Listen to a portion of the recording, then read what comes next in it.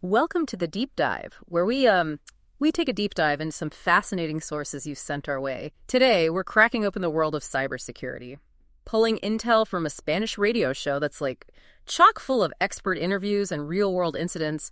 And don't worry, even though the original show is in Spanish, we'll be unpacking it all in English for you. What's really interesting here is that we get a glimpse into how different countries and organizations are tackling cybersecurity challenges.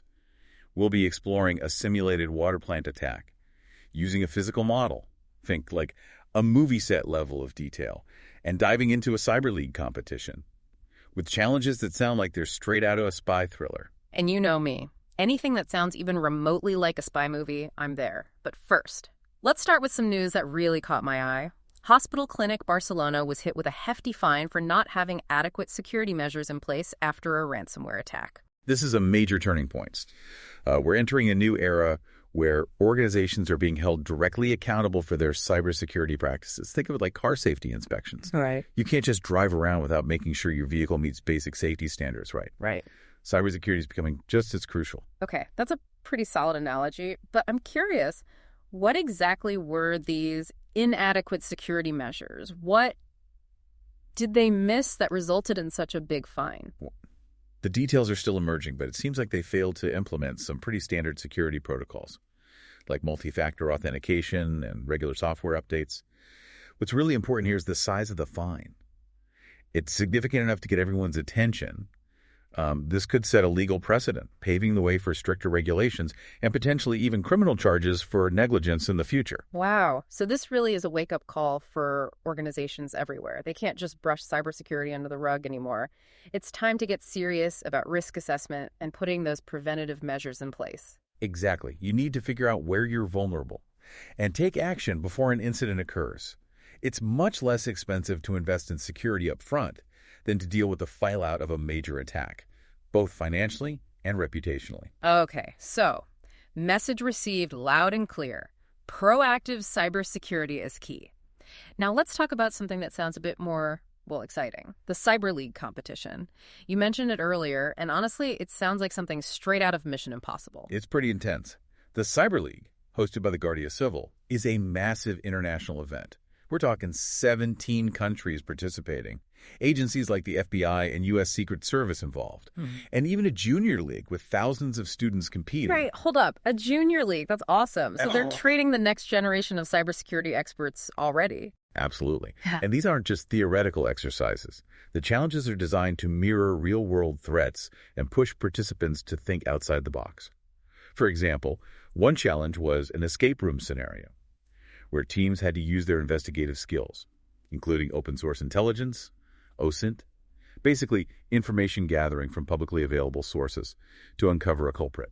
Okay, I can already see why this caught your attention. But escape rooms, OSINT, hidden cameras, sounds a bit more James Bond than your average cybersecurity conference. It is. And what's even more fascinating is that the team that cracked the escape room challenge the fastest was from Jordan.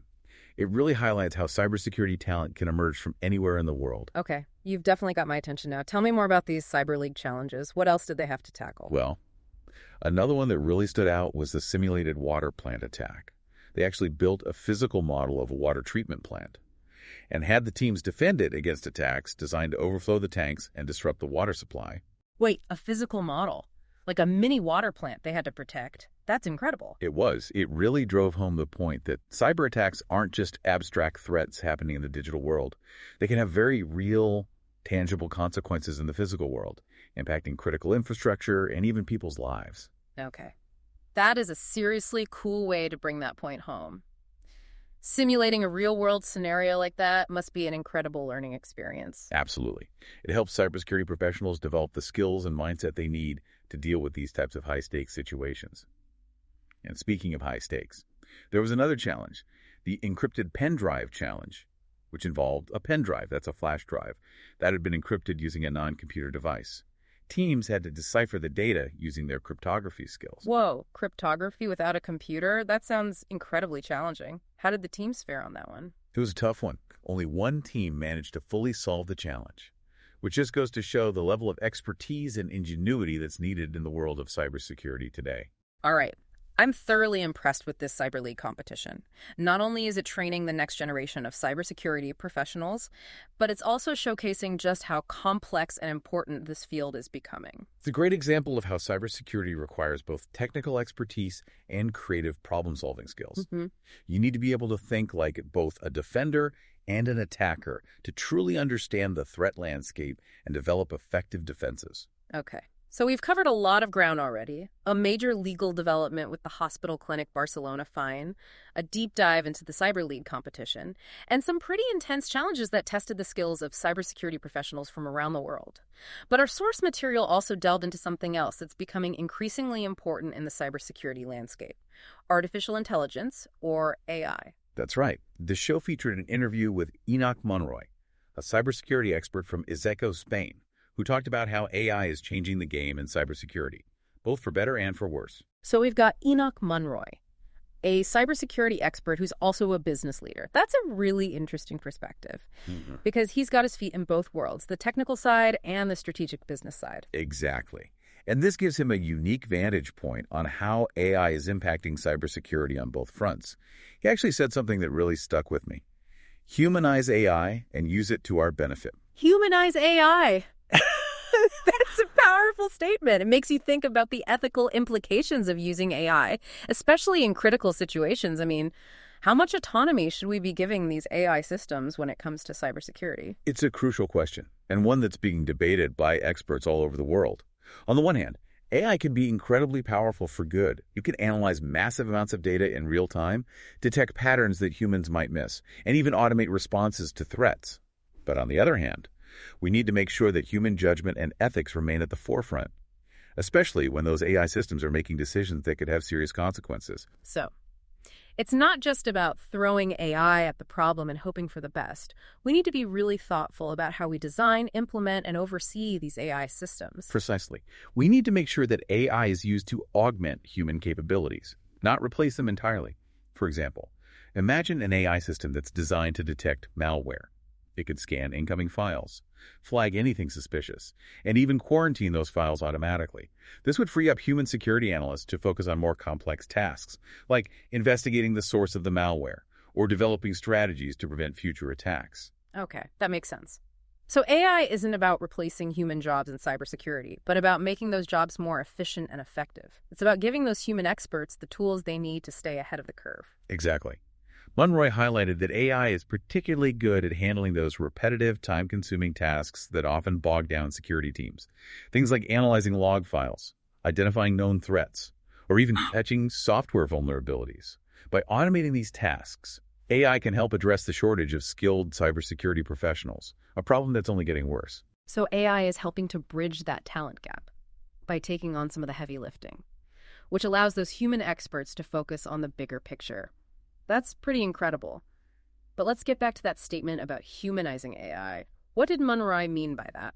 Well, he emphasized that we need to think about AI as a partner, not just a tool. We need to design AI systems that are transparent, explainable, and accountable. We need to be able to understand how they make decisions and ensure that those decisions align with our values. Okay, that makes a lot of sense. If we're going to trust these AI systems with our security, we need to know that they're operating in a way that's ethical and aligned with our goals.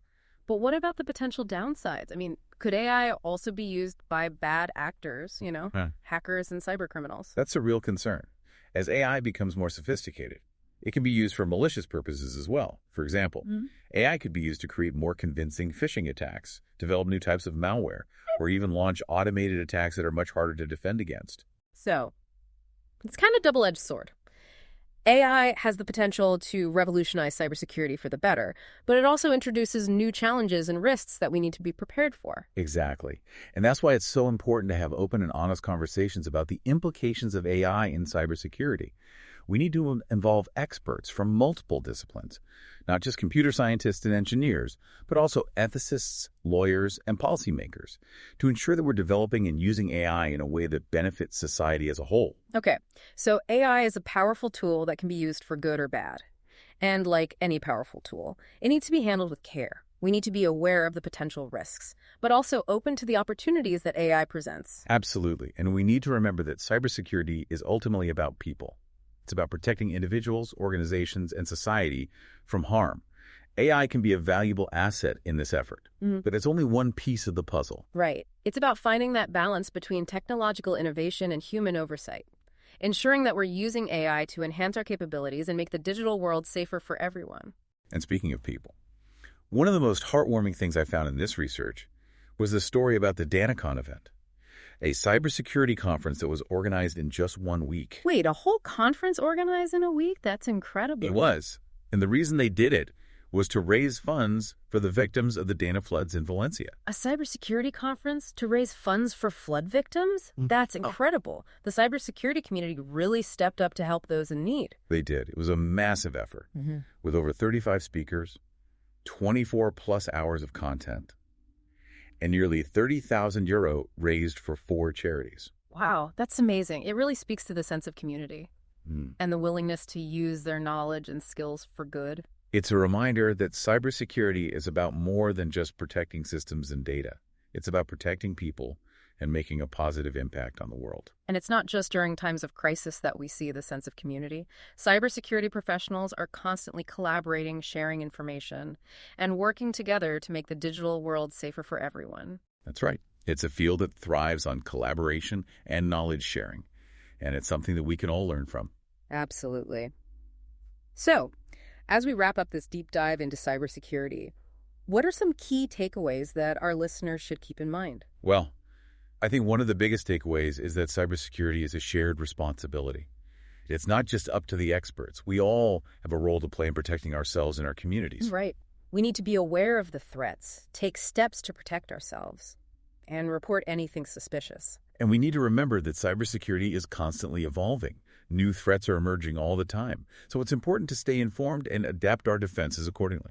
That's where resources like this Spanish radio show come in. They're providing valuable insights and keeping us up to date on the latest developments. And by sharing these insights with you, we hope to empower you to be more proactive about your own cybersecurity. Exactly. We want you to feel informed, equipped, and ready to face the challenges of the digital world. Because ultimately, the best defense is a good offense. So true. And that brings us to our final thought.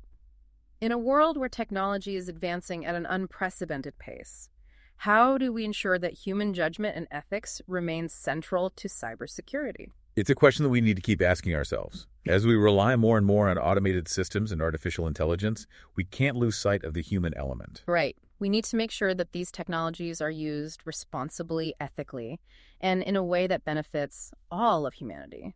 Cybersecurity is not just about protecting systems and data.